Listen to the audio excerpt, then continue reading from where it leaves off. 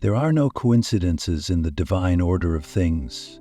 If these words have found you, then they were meant for you. Deep within, you have always sensed that you were set apart, that there was a weight upon your soul, a calling that others neither recognized nor carried. This is no mere fancy, it is the whisper of eternity, the gentle but unrelenting pull of a purpose beyond yourself. The chosen ones are not selected for ease, but for significance. Their journey is not marked by comfort, but by trial, refinement, and revelation. Yet they must tread carefully. The world does not understand the language of the sacred, and many will scoff at what they cannot comprehend. To walk this path, one must be bold and discerning, open-hearted and guarded. The time has come to prepare, for the calling is not just an honor, but a solemn responsibility. The calling of the chosen ones. It was no accident that you found this message. No mere coincidence brought you here. If you read these words, you have been sought, known, and chosen. You have felt it, have you not? That quiet whisper in the depths of your soul, the one that has always told you that you are different, that you carry a weight, a responsibility others do not understand. Since childhood, you have sensed it. While others walked in the light of their daily concerns, you have glimpsed shadows unseen. You have felt the pull of something greater, vast and eternal, calling you to step beyond the veil of the ordinary. The world tells you these thoughts are nothing, mere fancy, but your heart knows better. This is not imagination, this is a summons. The chosen are not called because they are the strongest or the wisest. Many of the greatest warriors of faith have begun as the weakest, the most uncertain. Gideon threshed wheat in hiding, too afraid to face the world. Moses doubted his voice, reluctant to stand before Pharaoh. Even the prophet Jeremiah protested, claiming he was too young. But to each of them the same answer was given: "Do not be afraid, for I am with you." So it is with you. The road ahead is not for the faint of heart. The chosen must prepare for their path, which is both wondrous and perilous. There will be trials that seek to break you, temptations that whisper lies of doubt and despair. The enemy does not fear those who sleep in apathy, he fears those who awaken to their calling. You must guard your spirit, arm yourself with truth, and step forward in courage.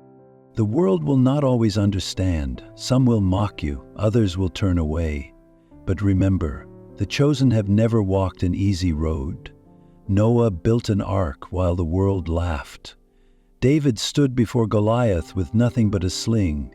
The apostles carried the gospel to the ends of the earth, many at the cost of their own lives. They were not chosen because they were perfect, but because they were willing. And now, the calling has come to you, not to someone else, not to the person you wish you were, but to you as you are. The time is at hand. Will you answer?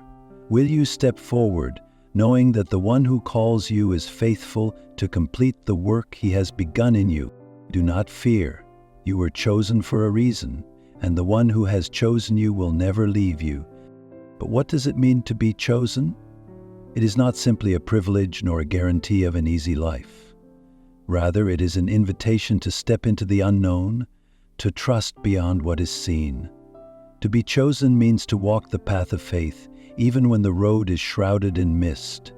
It means standing firm when others falter, holding on to hope when the world is consumed by despair. Consider the lives of those who answered the call before you. Abraham, who left his homeland without knowing where he was going. Esther, who risked her life to stand before a king. Paul, who once persecuted the faithful, but became one of their greatest champions. Their journeys were marked by trials and suffering, but also by an unshakable purpose. You, too, are part of this great story. Your struggles, your doubts, your questions, all of them are threads in a tapestry far greater than you can imagine. The hardships you endure now are not meaningless. They are shaping you, refining you for the mission ahead. For to whom much is given, much is required. The chosen must be ready to bear the weight of their calling. But take heart, you do not walk this path alone. The same God who called the prophets strengthened the weak, turned shepherds into kings, and fishermen into apostles. He walks with you now, his voice still speaks, his hand guides. Listen, trust. Step forward, the keeper of the secret. Elias had always known there was something different about him. From a young age he had dreams, visions really, of things yet to come. At first they were small, a lost sheep found, a sudden storm, the exact words someone would say before they spoke. But as he grew older, the visions deepened, revealing truths that seemed too vast to grasp. One night as he sat alone by the fire, an angel appeared before him, radiant as dawn. Elias, you have been given insight, but not every revelation is to be shared. The words burned in his mind long after the angel vanished. At first he did not understand. Why would God give him knowledge if not to share it? But he soon learned the weight of wisdom. The first time he spoke of a vision, a warning about an impending drought, the townspeople laughed. The second time, when he told of a coming war, they turned against him, calling him a madman. By the third, he had learned silence. It was then he realized not all revelations are meant for immediate proclamations. The prophets of old spoke in parables, in veiled truths, because some knowledge is too powerful for unready hearts. One evening, a desperate traveler sought Elias. "I have heard you know things," the man whispered. "Tell me what I must do to find peace." Elias studied him. The man's eyes were hungry, not for truth, but power. He wanted wisdom for his gain. Elias shook his head. "Not yet. Some answers come in silence." The traveler left in anger, but years later he returned, humbled, seeking God rather than mere knowledge. Only then did Elias share what he knew, for wisdom is like a precious jewel. Cast it before those unready, and they will trample it beneath their feet. Guard it well, and it will shine in full glory when the time is right. Elias never sought recognition, never demanded a following. He merely listened, learned, and spoke only when the moment was ordained. And so, the wisdom of God remained untainted, waiting for those who had ears to hear. Years passed, and Elias continued his quiet life, withdrawing deeper into solitude. Occasionally seekers would come to him, eager for answers, but he spoke cautiously. Only those who displayed true humility and patience received his insights. Many left disappointed, unaware that the waiting was part of the lesson. One day a young boy approached Elias. Unlike others, he asked nothing. Instead, he sat beside Elias silently, content simply to be near him. Days passed, and still the boy did not ask for wisdom or revelation. Finally, "You do not seek answers as others do. Why?"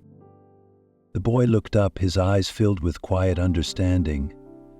"I have learned that wisdom cannot be taken, only given when the time is right." Elias smiled. "Then you are ready." He shared with the boy a vision, a future filled with trials, but also with great purpose. He spoke of the weight of carrying divine knowledge, the loneliness it often brought. Yet he also spoke of the joy in knowing God's truth and the peace that comes from trusting his timing. The boy grew into a wise man, carrying Elias's teachings forward. He too learned when to speak and when to remain silent.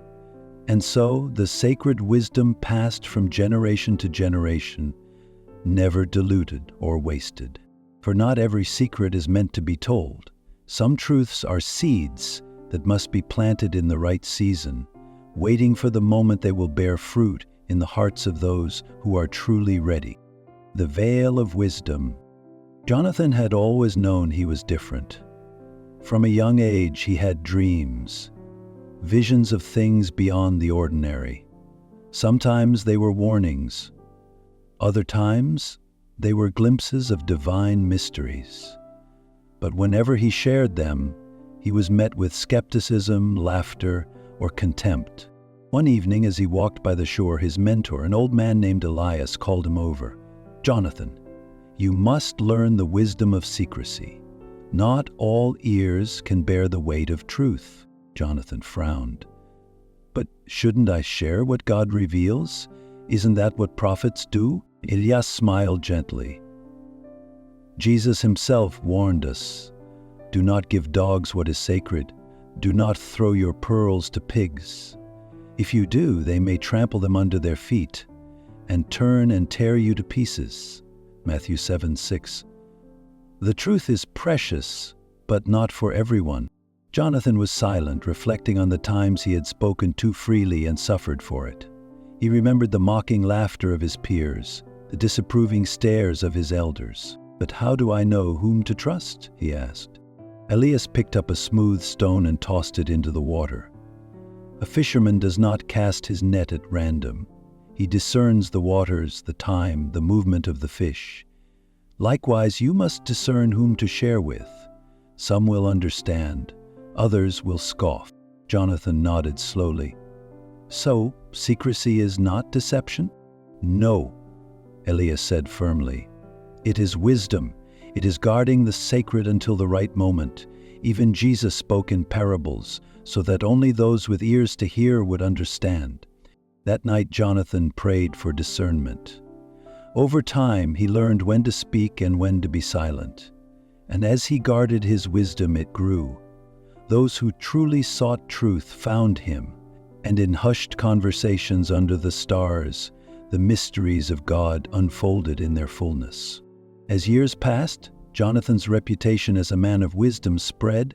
People traveled from distant lands to seek his guidance. He learned to test the sincerity of their hearts before revealing the deeper mysteries.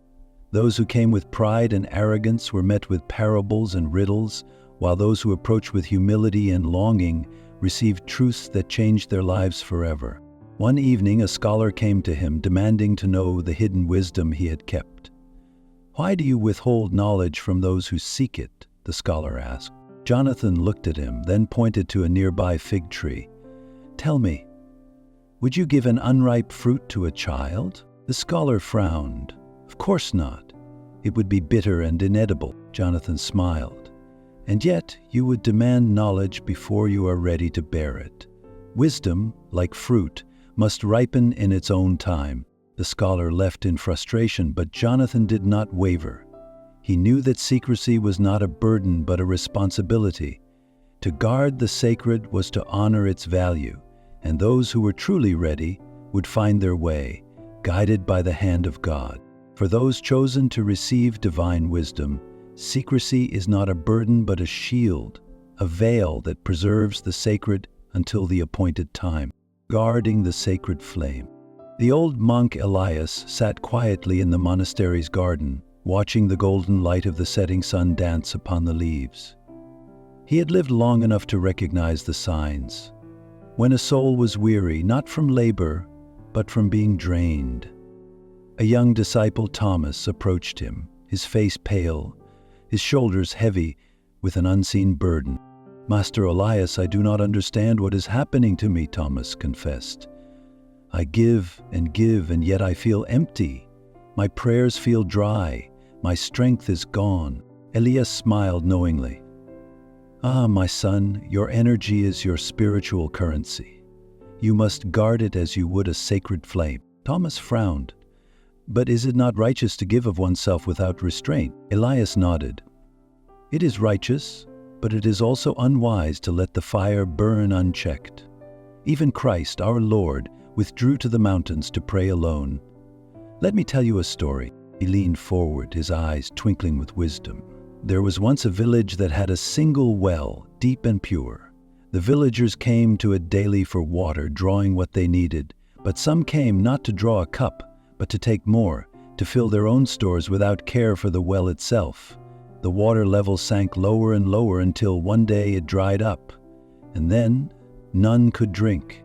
Thomas listened intently. "So, what did the villagers do?"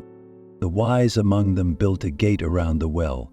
They allowed all to drink, but only in measure, ensuring that the water could replenish itself, and in doing so they saved not only themselves, but all who would come after." Thomas sat in silence, the lesson sinking into his soul. Elias continued. 3 things you must learn to guard your flame. First, recognize when someone is draining you. Not all who seek your light wish to share in it. Some only wish to take it for themselves. Trust your intuition. Take heed if you leave an encounter feeling hollow instead of full. Thomas nodded slowly. I have felt this before, but I dismissed it as selfishness. It is not selfishness to protect what God has given you, Elias assured him. Second, learn to say no. Even the holiest of men must rest. When Christ walked the earth, he did not heal every person he encountered. He followed the Father's will, not the crowd's demands. Thomas exhaled deeply. That is difficult. I fear I will disappoint others, Elias smiled. Did Jesus fear disappointing the Pharisees when he withdrew from them? Thomas shook his head. No. He did what was right. Exactly, Elias said. And third, be selective about your inner circle.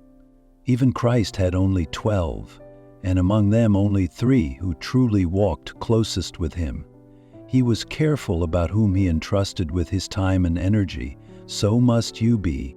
The garden was silent for a moment, save for the rustling of the wind through the olive trees. Then Thomas straightened his shoulders and stood. Thank you, Master Elias. I see now that my energy is not infinite. It is a gift, and I must steward it wisely. Elias smiled, the golden light of the sunset casting a gentle glow over his face. Go in wisdom, my son. Keep your flame burning, not for the sake of others alone, but for the glory of God. And so Thomas walked away with a newfound understanding, his sacred flame burning bright yet guarded well. The hidden strength? Elias had always known he was different. From a young age, he sensed things others ignored, the whispers of truth beneath deceit, the heavy air of hidden malice in a crowded room. His grandmother had called it a gift, but Elias often felt it was a burden. For those who see deeply also bear wounds unseen by others. As he grew older, he learned a harsh truth. Revealing his weaknesses only invited those who would exploit them. Once he had confided in a friend about his fear of failure, only to see that same fear twisted against him. Another time, he had spoken of his doubts in faith, and rather than guiding him, the listener had used his words to mock him. He became cautious, guarding his thoughts and feelings like a king protects his treasure. One day, Elias met an old hermit named Nathaniel, a great wise man who lived on the city's edge. Something about the old man's eyes, full of knowing yet kind, made Elias trust him. Tell me, boy, Nathaniel said, stirring a pot over the fire. Why do you look so troubled? Elias hesitated but decided to speak. I feel as if I must always hide who I truly am. If I show weakness, the world devours me. Nathaniel chuckled, setting down his spoon. Even the chosen have weaknesses, he said. But they must not be exposed to everyone. Some will drain you, like parasites feasting on light. Elias nodded. He had felt the exhaustion from pouring himself into people who only took and never gave. The Lord himself was careful, Nathaniel continued. He spoke in parables, revealing the truth only to those who sought it earnestly. And when he wept, he did so among his closest disciples, not before the crowds. Do you understand? Elias thought of Jesus at Gethsemane, his agony shared only with Peter, James, and John. Even in suffering, the Son of God carefully chose whom to trust. What must I do? Elias asked. Guard your heart, Nathaniel said, but do not harden it. Trust must be earned. Your struggles are sacred. Share them wisely. The right people will strengthen you, while the wrong ones will use your pain against you. Elias felt something shift within him. He had spent so long believing that vulnerability was a curse, but now he saw it differently. It was a treasure meant only for those who could be trusted. For several weeks, Elias observed the people around him with new eyes. He saw how some sought information not out of care but out of curiosity, how they whispered in corners, turning confessions into weapons. He also saw those who bore their burdens with dignity, sharing only with those who had proven themselves worthy of trust. One evening, a traveler came to the village, a man with a silver tongue who claimed to be a friend to all. He approached Elias, speaking in warm tones, inquiring about his worries, his fears. Something was inviting about him, making Elias feel momentarily at ease. But then, he saw the same glint he had seen in others before, the hunger for knowledge that would be used for personal gain. Elias smiled politely but remained guarded. He offered vague responses, allowing the man to speak more than he did, and soon enough the traveler moved on, searching for another soul to ensnare. Elias had passed the test. That night, as Elias walked home, he whispered a prayer. He would be cautious, yes, but not cold. He would protect his heart, but not imprison it. And most of all, he would remember that even in silence, God saw his every struggle. And that was enough. End of chapter 9. Months later, as Elias sat beneath a great oak tree, he found himself surrounded by a small group of friends.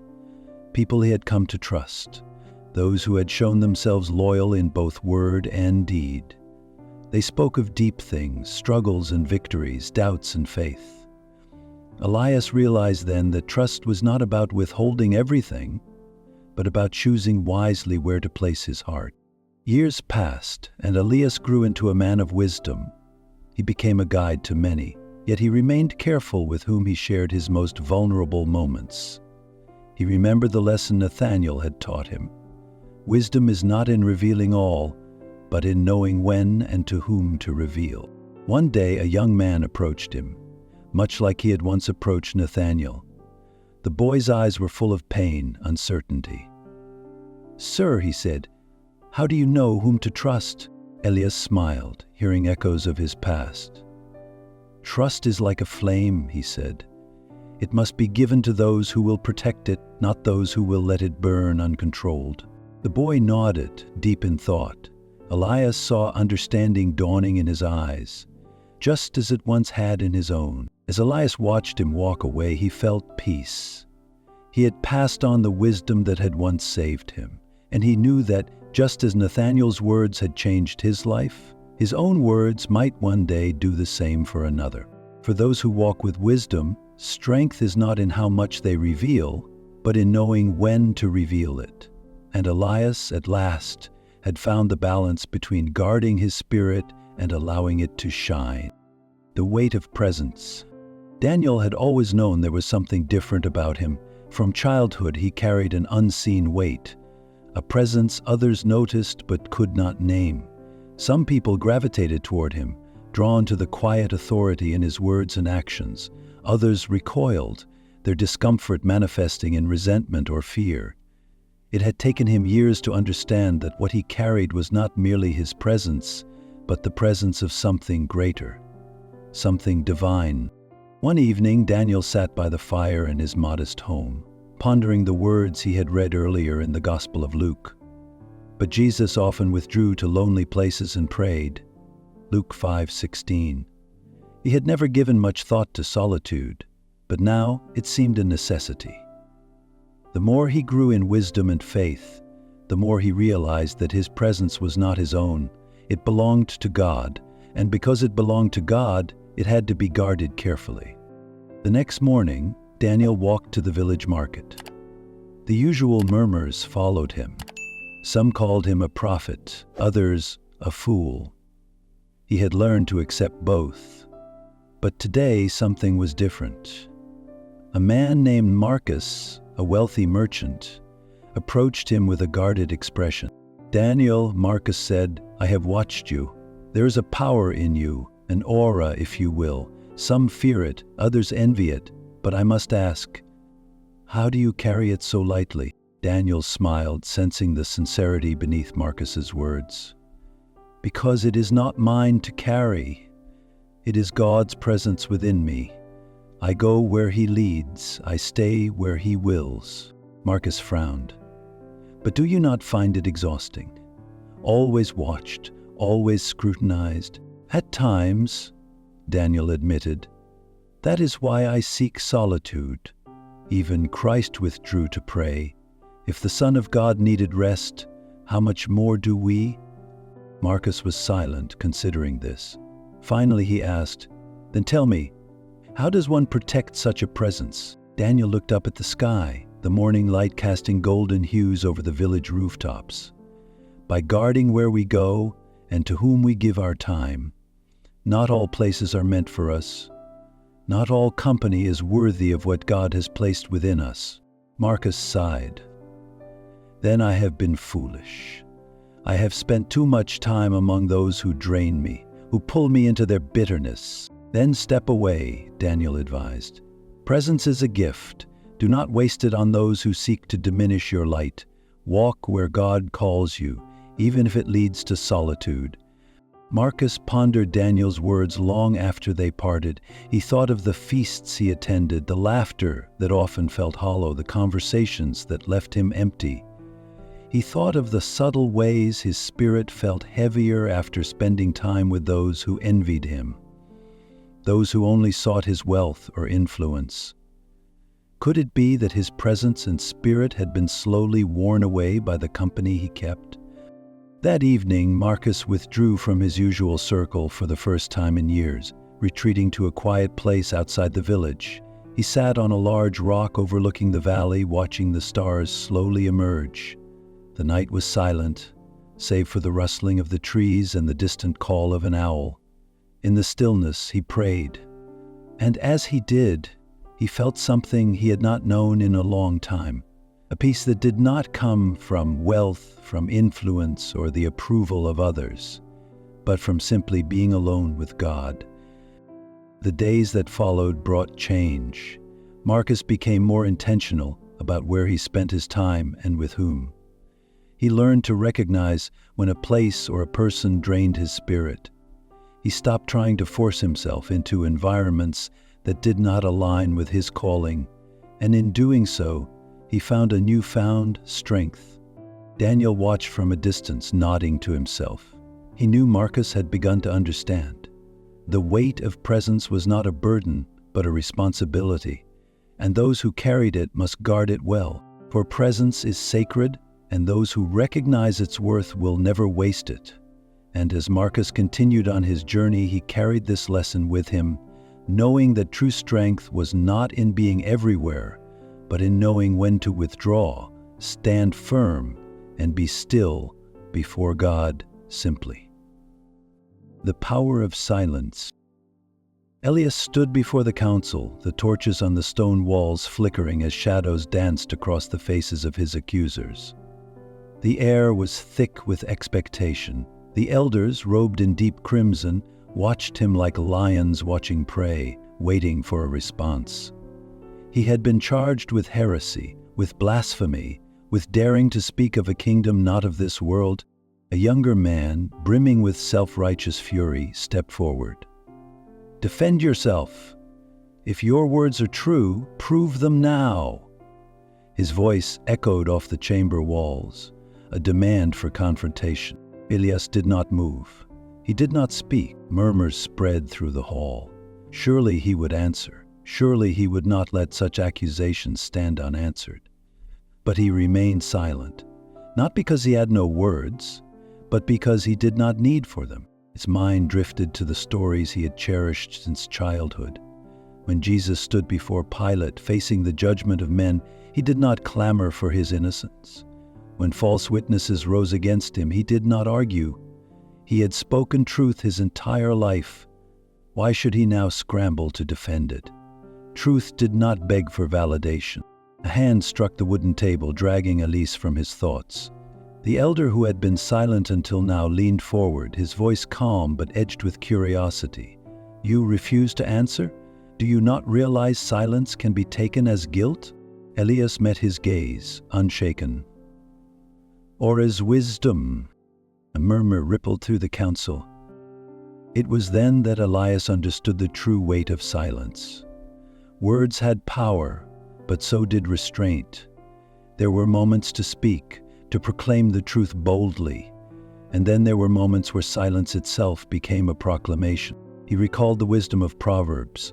Even a fool is thought wise if he keeps silent, and discerning if he holds his tongue. Proverbs 17:28. Had he argued, he would have entered a game rigged against him, casting pearls before swine. But by holding his peace, he had unsettled them. His silence had become a mirror, forcing his accusers to wrestle with their hearts. The younger man's expression darkened. "You think yourself above answering." His voice rose with frustration. "Silence is cowardice." Elias's lips curled in the faintest smile. "And yet my silence has spoken more than your many words." The elder raised a hand, silencing the room. His gaze lingered on Elias, something unreadable in his expression. Then he stood. "Enough. The council has heard all it needs." The torches flickered as Elias was led away. He did not know what awaited him, whether freedom or chains, but he knew he had chosen rightly. Not every battle was fought with words. Not every war was won with noise. And in a world clamoring for attention, sometimes the most powerful voice is the one that chooses to remain silent. As Elias was taken through the dimly lit corridors of the temple, he heard the distant murmurs of those who had watched the trial unfold. Some whispered of his defiance, others of his wisdom. A few, he suspected, had begun to question their convictions. His captors led him to a small chamber, locking the heavy iron door behind him. Elias sat on the cold stone bench, breathing deeply. He had done what he must. In the silence of his confinement, his mind wandered back to the stories of the prophets, of men who had stood alone against the tide of opposition, who had spoken when needed and withheld their words when wisdom dictated. His thoughts settled on Jesus in the Garden of Gethsemane. The weight of the coming cross had not been met with cries of protest, nor with desperate arguments. Instead, Jesus had prayed in silence, surrendered to the will of the Father, and in that silence, the greatest victory was set into motion. Elias closed his eyes, a quiet peace settling over him. He did not know what would come next, but he knew one thing with certainty. His silence had not been in vain. The truth had been spoken, not in words, but in restraint. The veil of silence. Nathanael had always been eager to share his spiritual journey. He saw no harm in it. Why should he keep the goodness of God a secret? Surely, if the Lord had done great things, they were meant to be proclaimed, and so he spoke, openly, freely, often to anyone who would listen. But not everyone who listens understands. One evening, as the sun cast long shadows over the village, Nathanael sat with an old friend, Elias. "You will not believe what happened today," he said, his voice filled with excitement. "As I prayed this morning, God led me in a new direction, a revelation. Something greater awaits." Elias leaned in, his eyes gleaming, not with admiration, but something else. "A revelation, you say? What sort of revelation?" Nathanael, eager and unguarded, poured out his heart. He spoke of his dreams, visions, and soul's deep stirrings. But as he shared, he did not notice the slight smirk curling at the edge of Elias's lips. Days passed.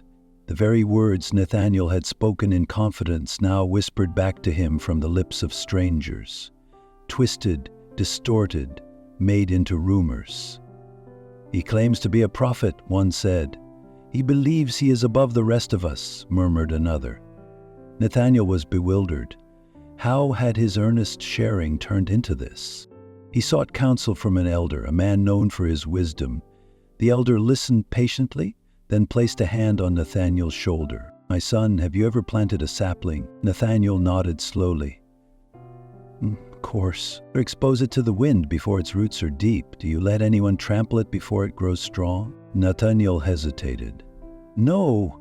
A young plant must be protected. It is fragile." The elder smiled. "So it is with the whispers of God in our hearts. Not all are meant to hear them before they have taken root.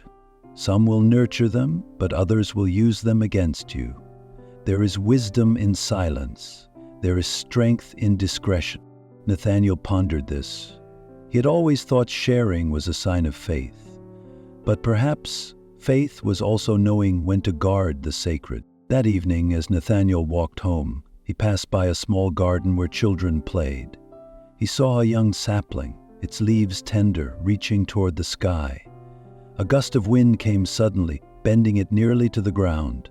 But it did not break, for a careful gardener had placed stakes beside it, shielding it until it grew strong. The sight stayed with him. In the weeks that followed, Nathaniel spoke less, but listened more.